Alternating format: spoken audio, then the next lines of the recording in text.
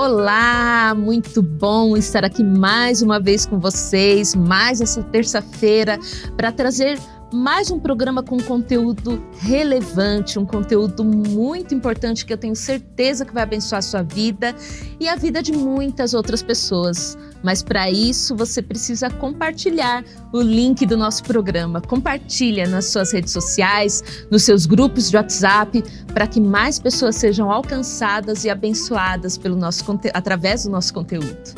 Eu sou a Mariluze e esse é o Conexão Feminina.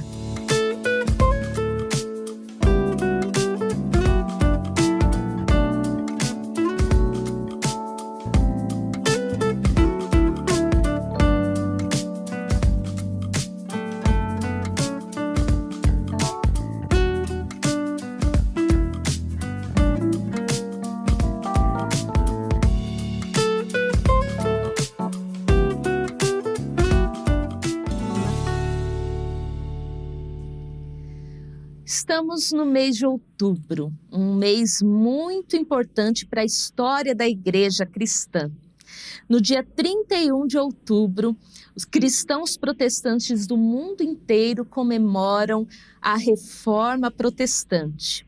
Afinal, em 1517, neste dia, Martinho Lutero pregou na porta da igreja de Wittenberg, na Alemanha, as 95 teses em protesto contra algumas práticas da Igreja Católica. Além de Lutero, muitos outros nomes são lembrados, se destacam na Reforma Protestante, como Calvino, Zwingli, mas pouco se sabe sobre mulheres que tiveram uma participação ativa nesse movimento tão importante para a história da igreja. E é sobre isso que nós vamos falar hoje. E para falar sobre esse assunto, nós recebemos duas convidadas muito especiais aqui, né?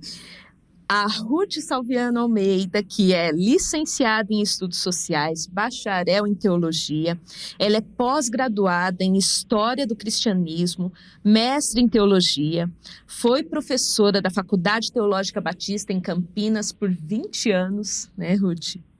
Ela é autora de 9 livros, né, sobre a história das mulheres no cristianismo, entre eles Heroínas da Fé, e ela recebeu o prêmio Areté na categoria História da Igreja pela obra Vozes Femininas no início do protestantismo brasileiro. Ela é membro da Igreja Batista em Cambuí, em Campinas, casada com João Ubiratã, mãe da Meirellen, do Mason e do Marlon, acertei? Acertou. Muito bom. E também recebemos aqui hoje a Jaqueline Souza Pinheiro, que a Jaqueline ela é bacharel em comunicação social, professora, tradutora e revisora de inglês. Ela, inclusive, tem certificado internacional CELTA de Cambridge, é pós-graduada em metodologia do ensino de inglês como segundo idioma, é membro colaborador da Associação Linguística Evangélica Missionária Missão Além, né? E membro da Primeira Igreja Batista em Americana, em São Paulo. Jaqueline, também casada com o Felipe, né? Jaqueline, Ruth, uma honra para mim receber vocês aqui.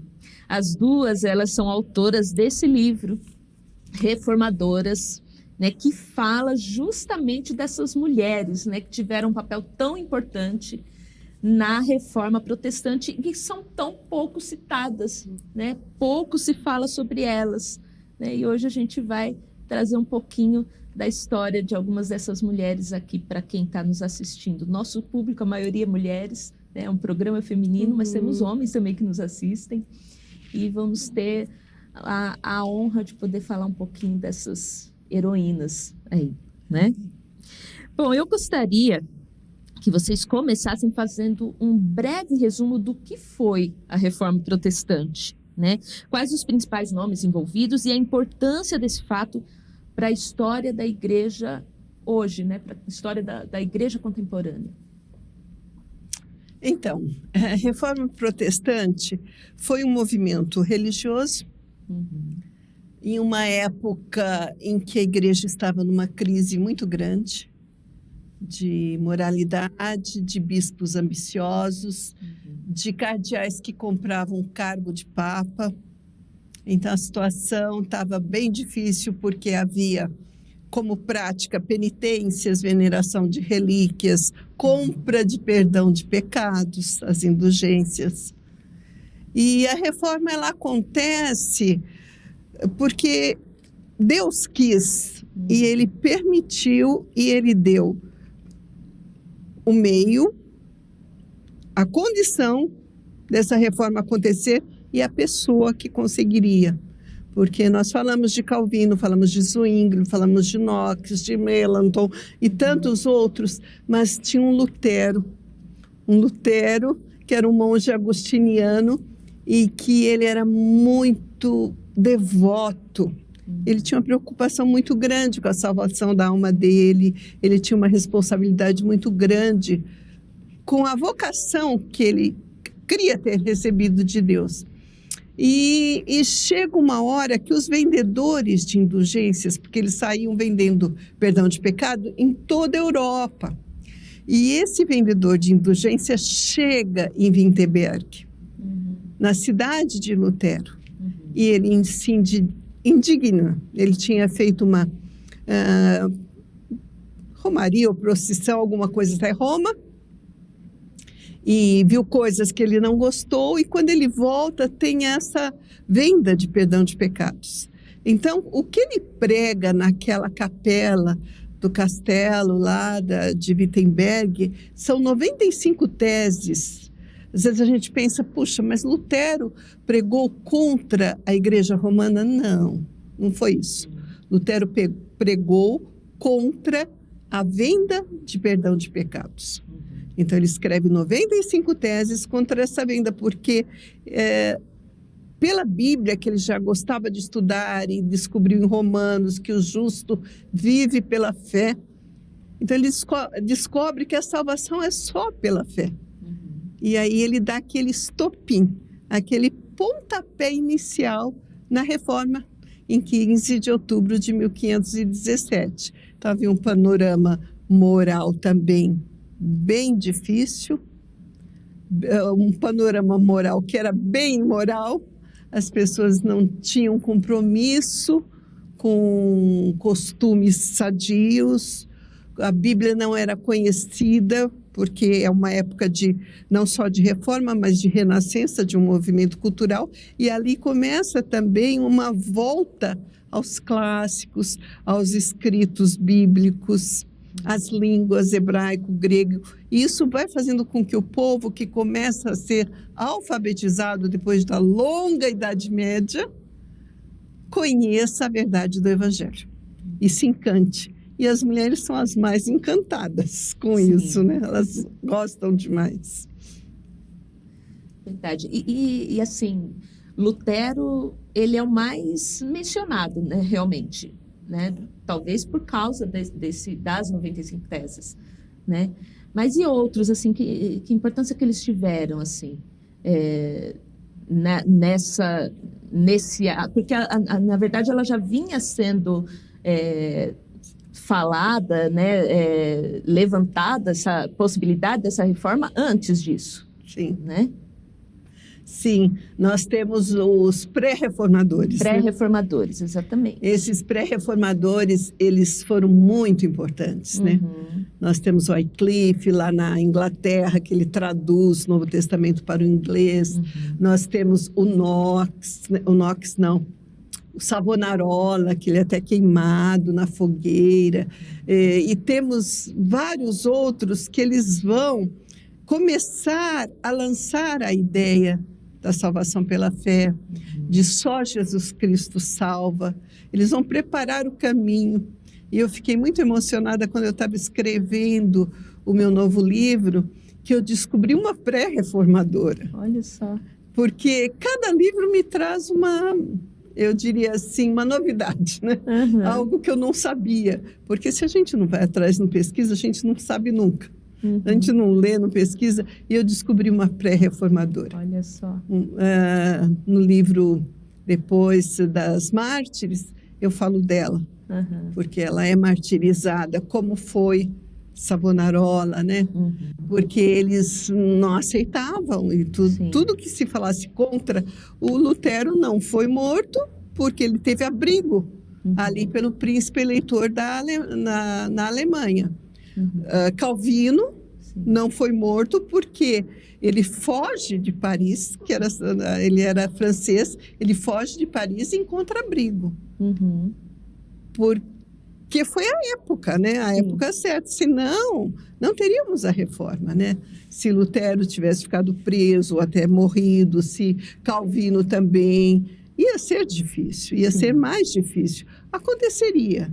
Ia chegar um momento que aconteceria, mas ia ser bem mais difícil. Então, nós temos vários homens que se levantam, né? Zwinglio ali na Suíça, o Knox na Escócia, mas mesmo na Europa tem países que não aderem de jeito nenhum à reforma, e a França mesmo tenta um princípio de reforma, mas não vai até o fim.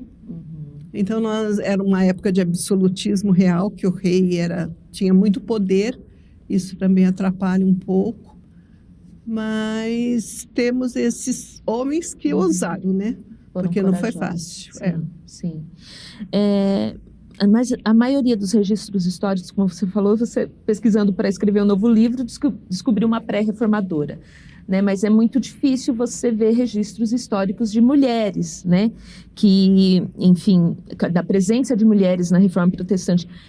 Qual motivo vocês acham que seria, por qual motivo que não se ouve falar de mulheres na Reforma Protestante?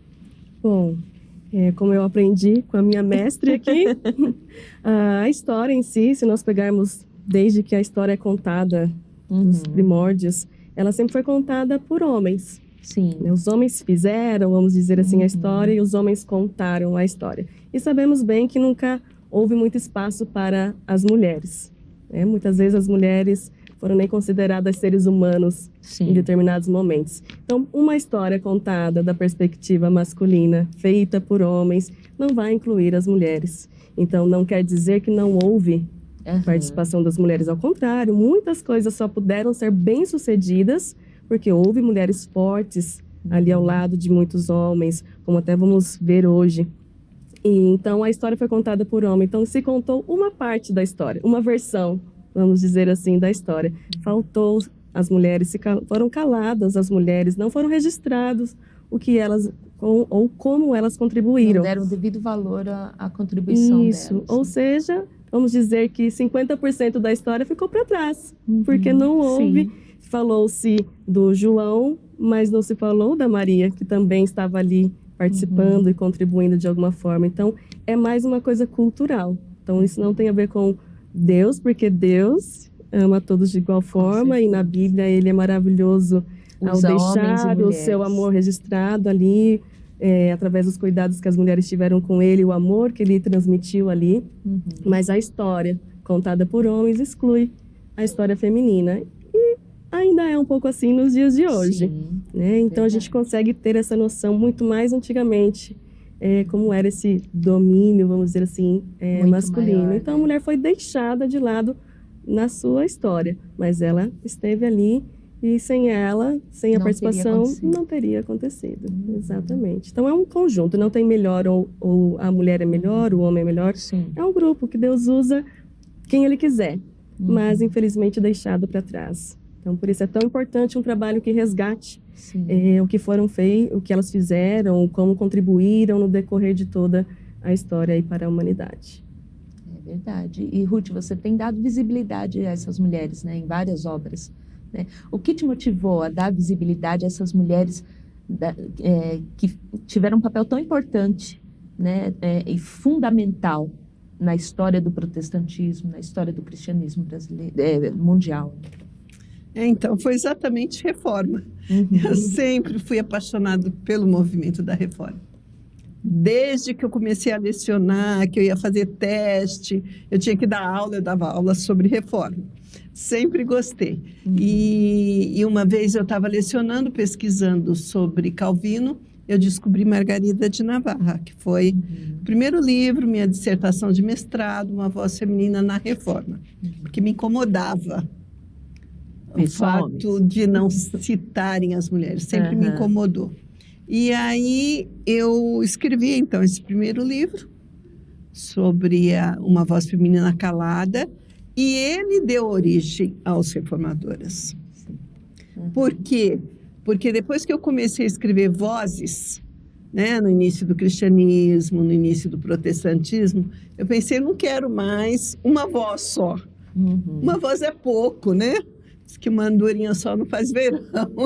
Então, eu quero agora só vozes. Então, nós pensamos no Reformadoras, de colocar mais. Porque numa Voz Feminina na Reforma, que já está esgotado, eu cito, mas praticamente eu só cito outras mulheres. Porque eu falo mesmo da Margarida de Navarra, que foi irmã do Francisco I, a quem Calvino dedica as institutas, que deu abrigo para Calvino no reino dela, que conseguiu a anulação da pena de Calvino, que contribuiu bastante, que implantou a reforma no reino. Então, neste livro, nós falamos pensando, quem foram essas mulheres? E aí, o que a gente descobre? Nós estamos começando uma época de renascimento e de imprensa e de livros mais divulgados, mas, na realidade, a maioria da população era analfabeta. Então, quem eram as mulheres que tinham condições de ler as doutrinas da Reforma e entender? Por isso que quando a gente vai para a Reforma, a gente encontra muito ex-freira, porque no convento elas tinham bibliotecas grandes, elas tinham acesso e contrabandeado, sei lá de que forma, os livros de Lutero iam adentrando a esses conventos e muitas freiras se convertiam. Então nós pegamos o livro e decidimos ver os grupos de mulheres que atuaram na Reforma. Então, ele tem 4 capítulos, que nós falamos das escritoras apologetas, que foram mulheres, 2 dessas aqui nem foram freiras, só Maria Dentieri, que foi freira, mas que eram eruditas, que desde pequenininha gostavam de ler. A Argula vai receber uma Bíblia do pai dela, vai ser considerada a Bíblia ambulante da Alemanha, porque ela lê muito a Bíblia. Depois nós temos as nobres reformadoras, que essas sim tinham, vamos dizer, autoridade. Como eram da nobreza, elas tinham autoridade para implantar a reforma, ou pelo menos influenciar positivamente para que a reforma acontecesse. As esposas de reformadores, que você fala de reforma, quem que você conhece? Qual mulher que você cita na reforma? Aí todo mundo vai dizer, Catarina, vamos embora. Só porque foi esposa de Lutero. Eu falo só por quê, né? Mas ela foi uma boa administradora, já que escreveu sobre ela. Ela foi uma mulher, assim, excelente como administradora do lar, né? E como companheira mesmo de Lutero. Mas existem... Só que no livro tem 3 Catarinas, só com o mesmo nome, né? Mas tem outras, né? Tem a Catarina Zell, nós falamos dela, a mulher do Calvino, a Idelete. Então, muitas vezes a gente não conhece, mas tem bastante mulheres. E rainhas e mártires na Inglaterra, que aqui nós descobrimos as mártires. Na Reforma, né? Eu falo nós, porque eu vou descobrindo junto também. Foi a Jaqueline que escreveu o capítulo, mas eu vou descobrindo junto que tem mulheres que foram mártires na Reforma.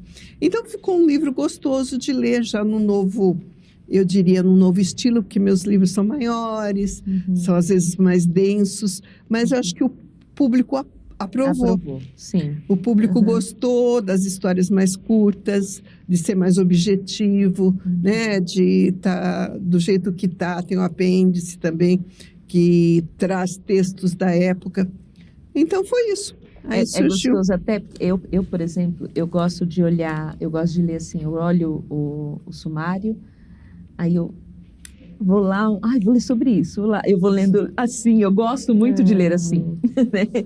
Então, isso facilita bastante. E te dá, assim, a vontade de ler o resto, né? De ler os outros capítulos. Eu ia perguntar exatamente sobre isso, né? Fiquei sabendo pela Ruth que você que escreveu esse capítulo sobre as mártires. Eu queria que você falasse um pouquinho dessas mulheres, né? Que morreram, né? Por amor ao cristianismo. Bom, esse capítulo é muito especial. É sempre muito comovente, né? Falar sobre martírio. Sim. Sobre isso, não importa a época. Começando ali em Estevão, né? O primeiro mártir. É muito comovente e, ao mesmo tempo, te deixa constrangido, te faz refletir. Então, antes de sair qualquer capítulo, essa história passa por dentro de quem está pesquisando, de quem está lendo ali e impacta e transforma de alguma forma. Me impactou e me transformou de alguma forma antes de tudo. Todas as histórias são incríveis e muito a se aprender com todas as mulheres desse livro. Mas quando chega aí, é uma parte onde a gente reflete, fala, o que é amar a Deus até o fim, de verdade? E eu repito isso sempre, que a gente como cristão, a gente se acomoda, fala, não, eu sou certinha, eu vivo uma boa vida, eu vou à igreja, e eu vou morrer, vou até o fim servindo ao meu Salvador.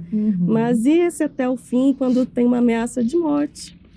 Exatamente. Será que eu vou conseguir? Será que eu conseguiria? Talvez nós nunca passaremos por isso. Graças a Deus moramos num país onde não enfrentamos coisas assim, mas vemos mulheres em outros lugares enfrentando. Então, deparar com essas meninas, né? Porque elas eram jovens, então praticamente meninas, Anne Askew e Jane Grey. Então, elas eram ali do contexto da Inglaterra, na época do rei Henrique VIII.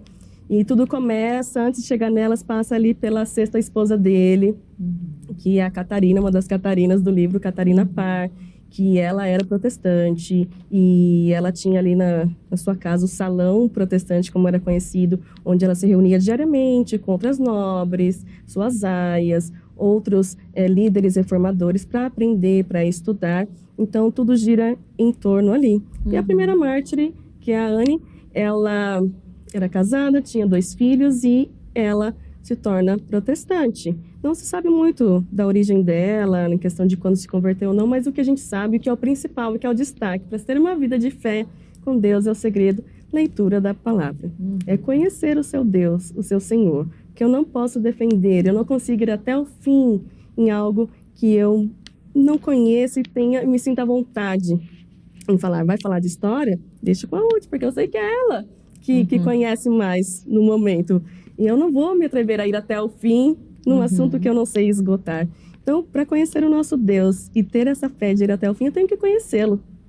E ela conheceu a Cristo através da palavra, e isso foi ruim para ela no seu casamento, porque o marido passou a hostilizá-la por causa disso. Talvez por pressão da sociedade ali que não aceitava, não via bem o protestantismo, e ela acabou sendo expulsa de casa, sem os filhos, teve que deixar os filhos para trás, foi expulsa, então ela resolveu ir para Londres. E ali em Londres começa a história dessa moça, que era muito, ela tinha, as duas que a gente vai falar, vamos ver personalidades muito diferentes.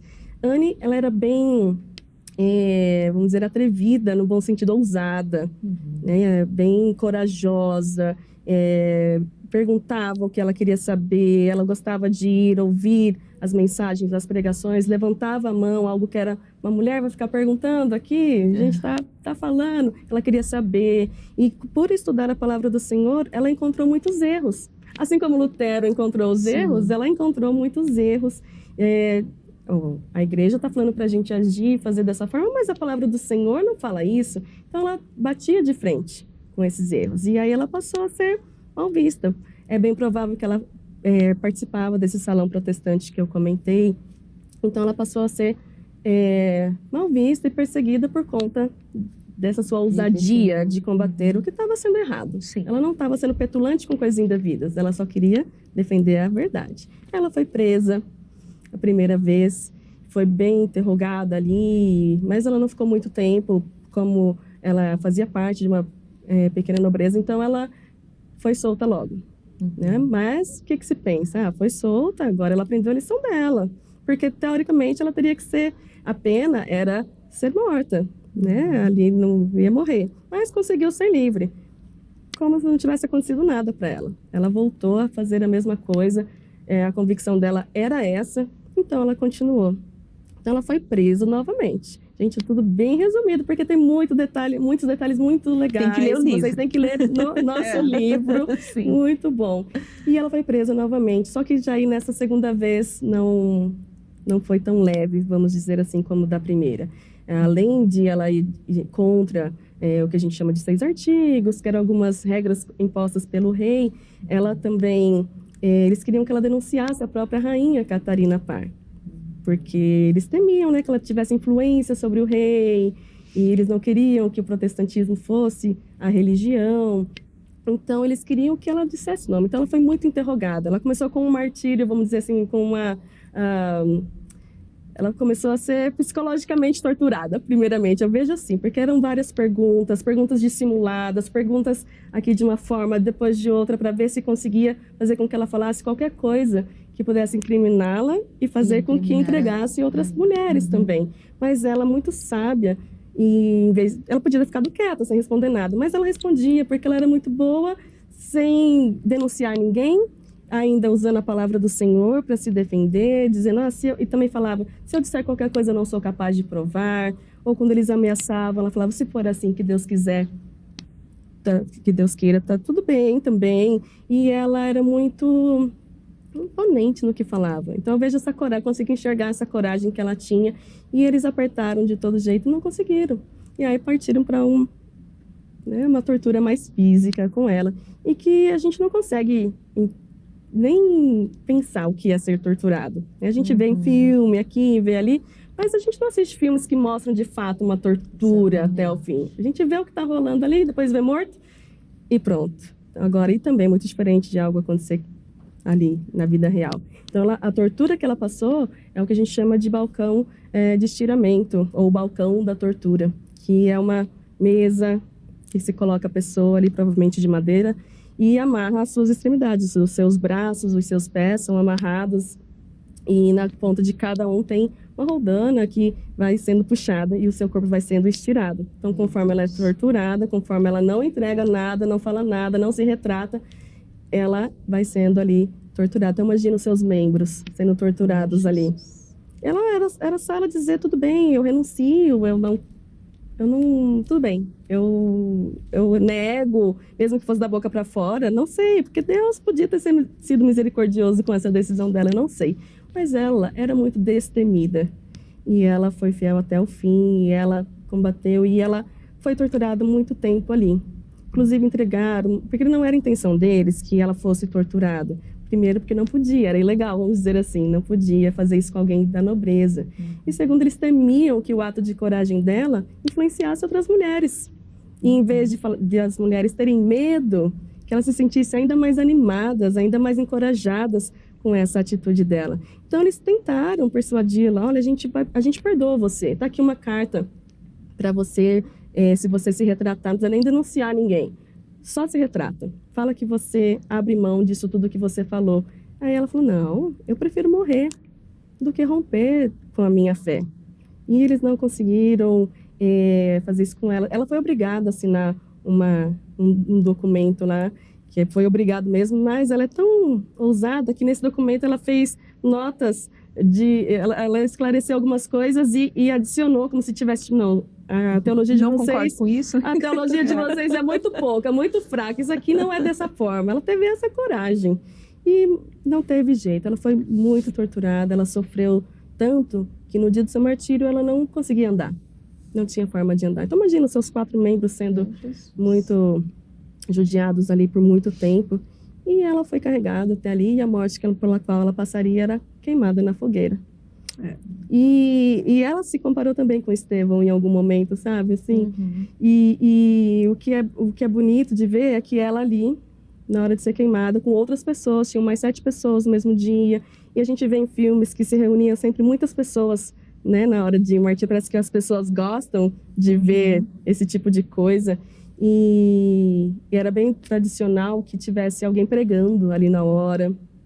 E enquanto ela estava ali, sendo queimada, Eu fico pensando, a gente às vezes queima o dedo ali num negócio e já é tão doloroso. Imagina saber, sentir que o fogo está chegando no seu corpo ali, o desespero, né, da morte, porque na hora nosso corpo, eu não sei, eu não consigo nem imaginar o que seria isso. Mas mesmo em meio a isso, ela, em vez de ela estar prestando atenção no que ela está passando, ela está prestando atenção na pregação e ela ouve algo que ela fala: não, olha só, o que ele está falando está errado. Mesmo ali. Mesmo ali está errado. E ele nem tem o livro se referindo à Bíblia. Ela, nos seus últimos instantes, ela ainda teve a coragem de corrigir alguém que estava falando algo que não era de acordo com o que se encontra na palavra do Senhor. Fidelidade, né? Que é, assim, um conhecimento inabalável da verdade, né? Do que é a palavra de Deus, exatamente, né? Aliás, um conhecimento inabalável de Deus, né? Maravilhoso, assim, é de arrepiar, né? É demais. E eu queria que vocês citassem um pouco também sobre outras reformadoras, né? Vocês já falaram de algumas aqui, mas eu queria que vocês especificassem, né? A preferida? A preferida. A preferida de cada uma, né? Eu não sei se tem uma preferida, né? E falasse, assim, qual foi a contribuição específica delas na Reforma Protestante. A minha preferida é esposa de reformador, mas ela une Marta e Maria. Porque ao mesmo tempo que ela cuidava das coisas da casa, ela também estava pregando, estava sentada junto com os reformadores, ouvindo as discussões, estava hospedando. Tem aquela discussão sobre a ceia que Zwinglio e Lutero, né, discordam, então ela participa. Ela realmente, eu até anotei, Catarina Zell, o nome dela. Por quê que é a minha preferida? Porque ela foi uma boa esposa, para começar. Casamento não era comum naquela época, né? Casamento para ministro, nem da Igreja Romana, nem protestante. Mas eles quiseram dar exemplo. Nós vamos dar exemplo como está na Bíblia. Que o presbítero seja marido de uma só esposa. É assim que está lá, não está falando que ele seja celibatário. E aí ela foi uma boa esposa, uma das primeiras, dos primeiros casais em Estrasburgo. Ela casou com Mateus Zell. Ela foi hospedeira. Estrasburgo ficava no meio do caminho, os reformadores passavam pela casa dela, às vezes ficavam 2 semanas, ela lavava roupa, ela cozinhava, ela hospedava, ela cuidava deles. Ela visitou os infestados pela peste. Ela foi pacificadora. Sabe, Lu, tem hora que eu fico pensando, nos dias de hoje, como nós precisávamos de uma Catarina Zell. Sabe o que acontecia? Você falando, eu estava pensando exatamente a mesma coisa. Acontecia naquela época que teve a primeira geração dos luteranos, que eram, como eu diria assim, cópias, xerox de Lutero. Chega uma segunda geração mais nova, sempre a mudança, né? E essa segunda geração chega mais, em vez de chegar abrandando, chega endurecendo. Então, os novos pregadores lá em Estrasburgo, eles colocaram mais rigor. Então, era a época que já tinha os anabatistas, que eles não concordavam com o batismo de crianças, que eles não concordavam com a ceia, com Jesus se transformando, né? O corpo de Cristo está presente na hóstia, mas eles diziam que era só memorial. Então, eles começaram a discordar de várias coisas. Os novos pregadores em Estrasburgo vão condenar esses protestantes que, para eles, não são tão protestantes assim, né?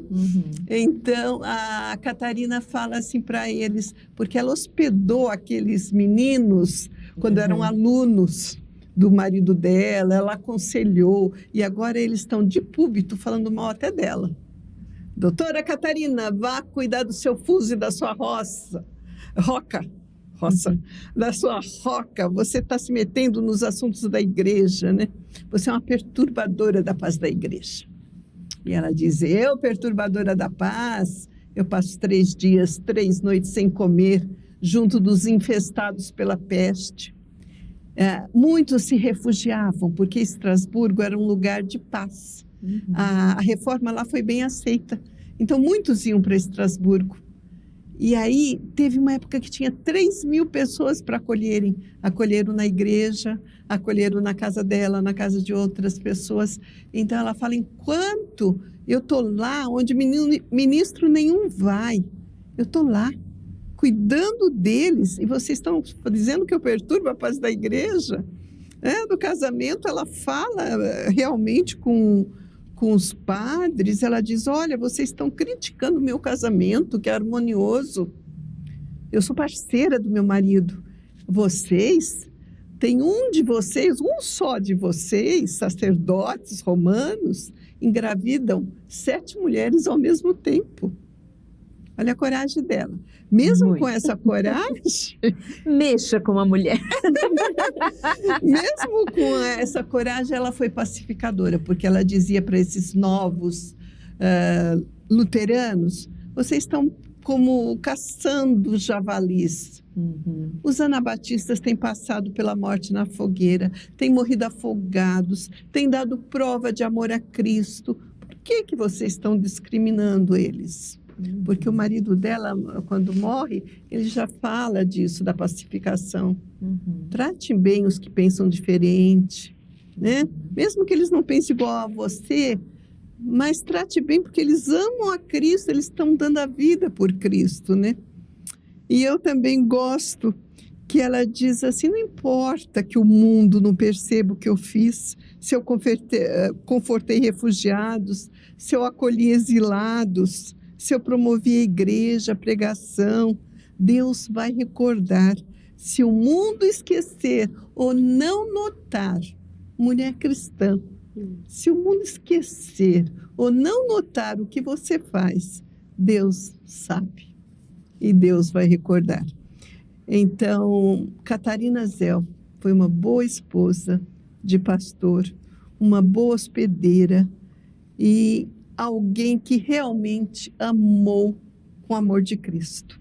Ela é maravilhosa. Inspiradora. Inspiradora. E você, Jaque?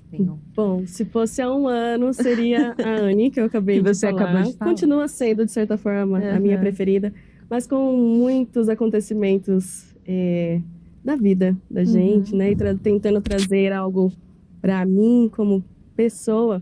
Hoje eu gosto de refletir muito sobre a Catarina Vambora, a esposa de Lutero, por conta da piedade doméstica dela, por conta de ela ter muita sabedoria ali no governo do seu lar, até mesmo porque uma esposa naquela época era bem diferente de hoje. Sim. Ela tinha muito mais responsabilidades. Não era só cuidar dos serviços da casa. Até mesmo porque a casa que eles moravam tinha 40 quartos só no primeiro andar, sempre cheia de estudantes, além dos filhos, sobrinhos. Os refugiados também passavam por ali.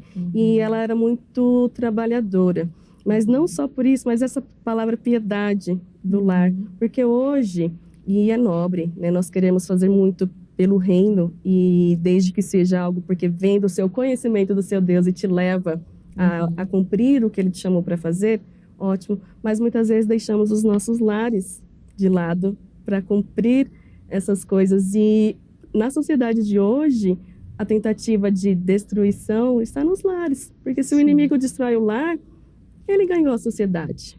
Então, muitas vezes nós vemos pastores, nós vemos pessoas envolvidas e cuidando tanto dos outros afazeres e não cuidam bem dos seus filhos, não são boas conselheiras para os seus esposos, não estão lá nos seus momentos de sofrimento. E ela foi essa mulher. Ela não deixou escritos, ela não foi como a Zell, que é maravilhosa, que ela conseguiu ser a Marta e Maria, ela foi muito mais Marta, mas ela deu. E o Lutero cita ela de forma tão carinhosa, tantas vezes, porque ela foi a base para ele poder sair tranquilo.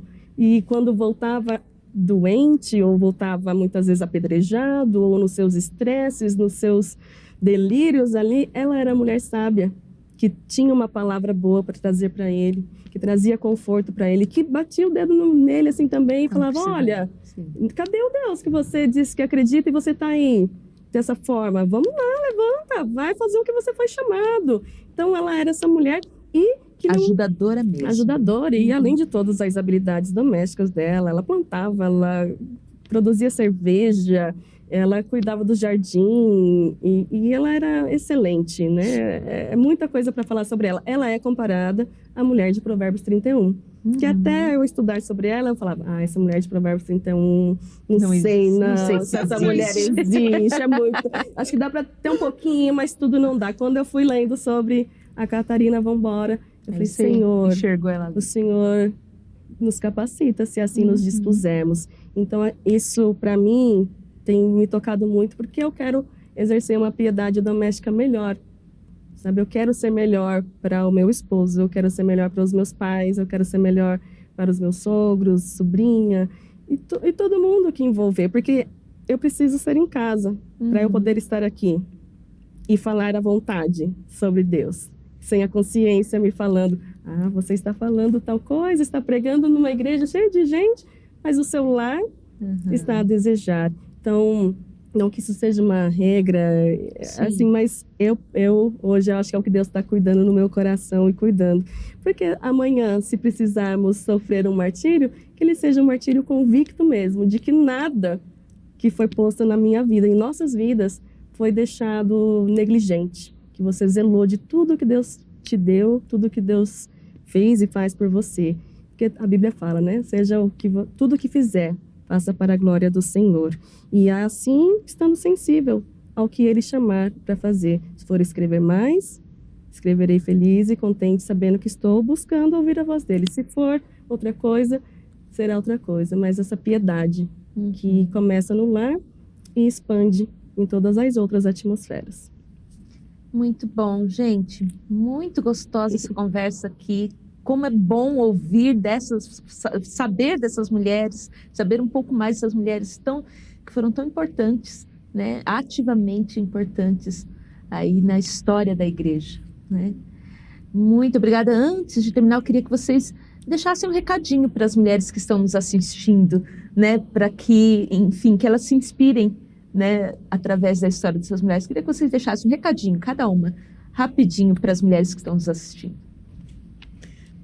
Eu gostaria que você, mulher cristã, não cruzasse os braços como as mulheres da história do cristianismo não fizeram, desde a igreja primitiva até os dias de hoje.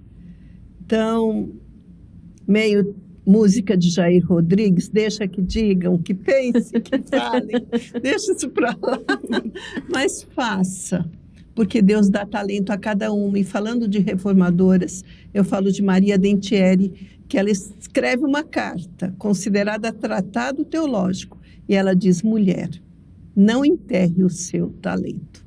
Então, meu recado é de uma mulher do século XVI para vocês. Não enterre o seu talento. O que Deus colocou na sua mão? Faça, trabalhe, porque só cresce o reino de Deus com isso. E nós seremos julgadas por nós, pelo que nós fizemos. Não pelo que nos foi permitido, mas pelo que nós fizemos. Que Deus abençoe a cada uma que está ouvindo. Bom, eu diria, conheça primeiro a palavra do seu Senhor, busque conhecer a Deus. E ao conhecer histórias de mulheres tão incríveis, incentivo, leia para você conhecer. Segue o que, como a Ruth falou, sobre os seus talentos. Não enterre mesmo. Sirva ao seu Senhor pensando na eternidade, em coisas que vão gerar frutos para a eternidade. Porque aqui tudo vai passar. Eu posso ser a pessoa mais bem-sucedida no âmbito profissional, até mesmo ministerial, mas se aquilo não tiver raiz em Cristo para poder germinar e o fruto chegar lá na eternidade, de nada vale. E talvez você ache, mas como eu vou servir? Que talento? Eu nem tenho um talento para poder enterrar. Tem sim. Você vai ver, e o que é lindo dessa época aqui, e é o que existe até hoje. Mulheres, uma foi apologeta, que foi lá, e outra escreveu um tratado teológico, mas teve outra que foi só esposa. Mas uma esposa que proporcionou um ambiente num lar cristão. Os frutos foram indo além e além. Seja uma mãe, eu sou sua mãe, fico em casa cuidando dos meus filhos. Esse é o maior e maior cargo que Deus podia dar em suas mãos. Seja uma excelente mãe, faça tudo o que couber a você fazer, como para o Senhor.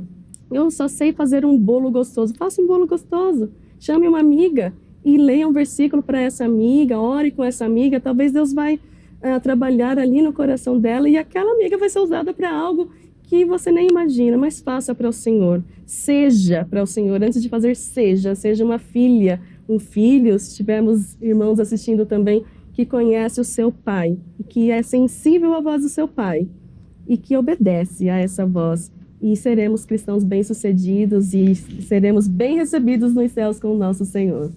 Amém. Amém. Muito bom. Olha, gente, e adquiram o livro. Esse livro é muito bom. É uma delícia a leitura desse livro. É uma delícia, né? Então, adquiram, olha. Reformadoras, mulheres que influenciaram a reforma e ajudaram a mudar a igreja e o mundo. Né? Como fazer para adquirir? Claro, né? A gente pesquisa lá no Google, tem várias livrarias, vários lugares, mas tem algum site, algum lugar específico que vocês queiram indicar para adquirir o livro? Eu creio que as editoras que publicaram, Thomas Nelson Brasil e Editora God Books, são boas referências. Ótimo.